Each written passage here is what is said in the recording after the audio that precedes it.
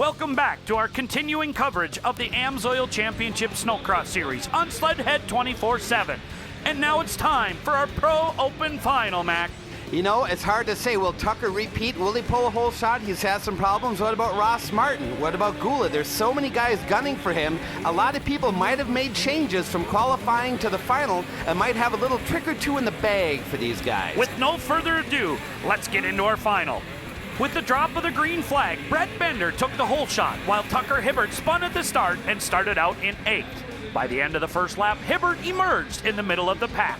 1 lap later, Brett Bender in the lead was ejected while bombing the downhill portion of the track. This opened the door for fellow Polaris pilot TJ Gula, followed by Ryan Simons on his Articat, Levi Lavalli on a Polaris, and Ross Martin also on a Polaris. Look at Bender here, man. Out in front, he just comes up a little bit short. Case, I think there's a little premature looking behind him to see what happened, and there was a get-off that might have been able to hang on, but there's a lot of pressure right now when you're leading a Pro Open final. Well, as you looked at that, Mac, it definitely was, as you saw Bender come off his machine and the Ghost machine come over the top of the hill. But soon, Hibbert was on the gas, picking off riders with spectacular setups and passes, averaging lap times as much as a second faster than his fellow competitors. Hibbert took over the lead by lap 8 and then proceeded to post taillights for the remainder of the 20-lap final. At the checkered flag, it was Hibbert followed by the Polaris duo of TJ Gula and Levi Lavalli. Rounding out the top 5 was the much-improved Articat pilot Garth Kaufman and last year's Pro Open year-end champion Ross Martin.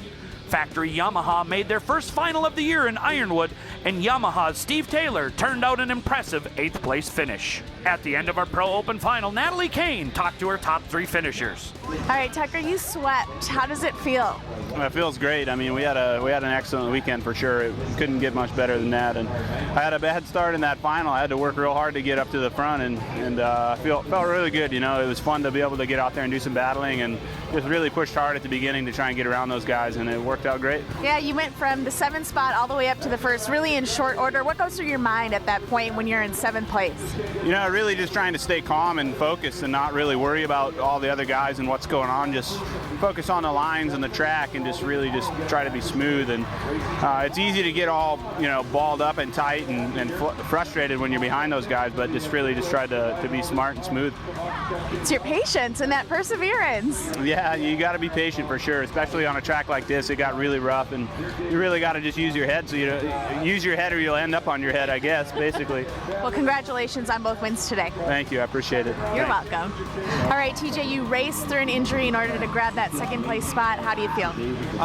Yeah, you know, I had a bad get off in the stock final, and it wasn't feeling good. My back was pretty sore, and so I just, you know, I was going to take just a start and see how it went. And halfway point came around, and I was in the lead, and you know, I just went for it. You know, I was like, I just couldn't give it up. You know, and you know, my National Guard, Parts Unlimited, Arctiva, Polaris, Fox Shocks. You know, like, I mean, they work so hard for me. It's not, you know, I just can't go take a start and go back lay down on the trailer when I know these guys are out here doing the best they can. All right, Levi, you got 3rd place in the final for Open. How do you feel? I feel great. You know, it was a great weekend. Got 2nd in the stock, 3rd in the Open. You know, the races were super long, and I was glad that I made it through them both and stayed on my sled the whole time. I just like having fun out there, and that's what racing is about, just having fun. So. Well, congratulations on today. You did a fantastic job. Thank you so much.